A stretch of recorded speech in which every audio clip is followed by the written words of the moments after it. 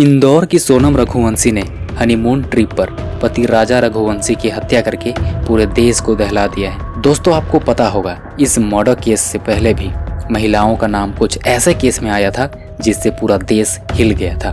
दोस्तों, आपको मेरठ वाली घटना तो याद होगी, जहां 3 मार्च 2025 को मुस्कान ने अपने बॉयफ्रेंड साहिल के साथ मिलकर अपने पति सौरभ की हत्या करके डेड बॉडी को कई टुकड़ों में काटा और फिर उसे एक ड्रम में डालकर सीमेंट से जाम कर दिया। इसके अलावा उत्तर प्रदेश के औरैया में मार्च 2025 में प्रगति नाम की एक जाहिल औरत 2 लाख रुपए की सुपारी देकर अपने पति दिलीप की हत्या करवाई थी। उन्होंने अपने बॉयफ्रेंड अनुराग के साथ मिलकर शूटर्स अरेंज किए और फिर शादी के महज 15 दिन बाद पति की हत्या करवा दी। इसमें शूटर्स को 2 लाख रुपए एडवांस देने के लिए उसने अपने मुंह दिखाए और शादी की रस्मों से मिले पैसों का इस्तेमाल किया था।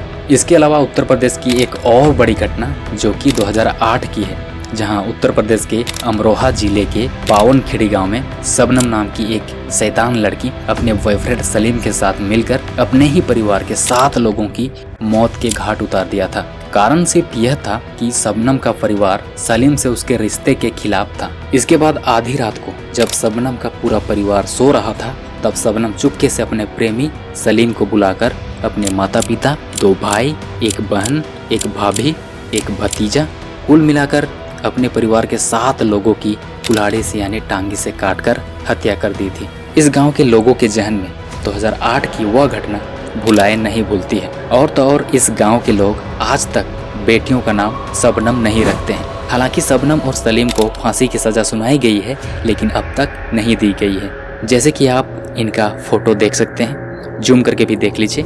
देखिए कितना मासूम लगती है, लेकिन है ये महाडायन। सो दोस्तों, ऐसे कई केसेस हैं हमारे देश के अंदर जो काफी चर्चित रहा है। फिलहाल वापस आते हैं रिसेंट में रघुवंशी फैमिली की घटना पर। सोनम रघुवंशी को अपने पति राजा रघुवंशी की हत्या के आरोप में अरेस्ट कर लिया गया है। इससे पहले राजा रघुवंशी की हत्या कैसे हुई, क्यों हुई और क्या प्लानिंग थी, ये सारी चीजें जानने का प्रयास करेंगे। चलिए शुरू करते हैं। 10-11 मई को मध्य प्रदेश इंदौर में राजा रघुवंशी और सोनम की अरेंज मैरिज के अकॉर्डिंग शादी हो जाती है। इसके बाद 20 मई को हनीमून पर घूमने के लिए दोनों मेघालय के लिए रवाना हो जाते हैं और मेघालय के लिए टिकट बुक सोनम करती है। हनीमून के बहाने सोनम अपने पति राजा रघुवंशी को शिलोंग लेकर पहुंच जाती है और 22 मई को शिलोंग में 4 दिन के लिए स्कूटी किराए पर लेते हैं। फिर दोनों चेरापूंजी के सोहरा क्षेत्र पहुंचते हैं, जहां उन्होंने एक स्थानीय होटल में रुकने की कोशिश की, लेकिन वहां उन्हें रूम नहीं मिलता है। इसके बाद उन्होंने अपना सामान वहीं होटल में रखा और फिर बाहर चले गए। ये सामान बाद में पुलिस ने जब्त किया था। उसी क्षेत्र में उनका स्कूटी पार्किंग भी मिलता है, जो एक रोड साइड कैफे के पास था। 22 मई को ही चेरापूंजी से वे दोनों पैदल नोंगरियाट पहुंचते हैं, जो कि लिविंग रूट ब्रिज के लिए फेमस है, और संभवतः रात भी वहीं रुके। अगले दिन 23 मई की सुबह नोंगरियाट होम स्टे से वापस निकलते समय पैदल जाते वक्त एक स्थानीय गाइड ने उन्हें देखा, जिनके साथ 3 संदिग्ध पुरुष भी थे। और अकॉर्डिंग टू स्थानीय गाइड, वे तीनों पुरुष हिंदी में बात कर रहे थे और दोनों मैरिड कपल राजा और सोनम से भी बातें कर रहे थे। अब यहाँ पर सवाल यह आता है कि ये 3 अज्ञात पुरुष यहाँ कैसे? मैं आपको बताना चाहूँगा कि जांच में मेघालय पुलिस के अनुसार यह सब कुछ प्लान था। सोनम रघुवंशी ने पहले से गुप्त में तीनों अपराधियों को अपने साथ जोड़ रखा था और इन्हें सोनम के बॉयफ्रेंड राज कुशवाहा गाइड और ऑपरेट कर रहा था इंदौर से। ये सारी चीजें पता चली इन अपराधियों के मोबाइल ट्रेसिंग, रिकॉर्डिंग्स और चैट से। वापस आते हैं इनके साजिश पे। 23 मई को नोंगरियाट से लौटते समय वे वहाँ के एक हिल्स वाली जगह पर जाते हैं, जहाँ से उन दोनों के फोन बंद हो जाते हैं। उनके फैमिलीज की ओर से उन्हें कांटेक्ट किया जा रहा था, लेकिन दोनों के फोन स्विच ऑफ थे और फैमिली वाले शायद नेटवर्क इशू समझकर ज्यादा सीरियस नहीं लिए।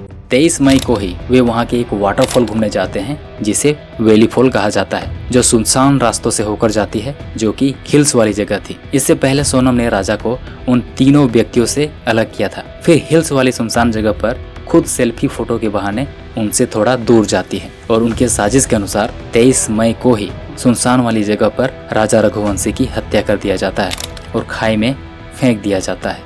इधर फैमिली वाले इंदौर पुलिस से कंप्लेन कराते हैं और इंदौर पुलिस मेघालय पुलिस से संपर्क करती है। मेघालय पुलिस वहां सर्च ऑपरेशन चालू करती है और मेघालय ऐसी जगह है जहां सर्वाधिक बारिश होती है, जिसके कारण कई बार सर्च ऑपरेशन को रोका जाता है। इसके बाद 2 जून को राजा का शव गहरी खाई में मिलता है। इसके बाद 4 जून को डेड बॉडी इंदौर लाया जाता है। इस हत्या में शामिल अपराधियों का नाम पहला विशाल ठाकुर उर्फ विक्की, जो मुख्य हमलावर था और कुल्हाड़ी से राजा रघुवंशी पर वार किया था।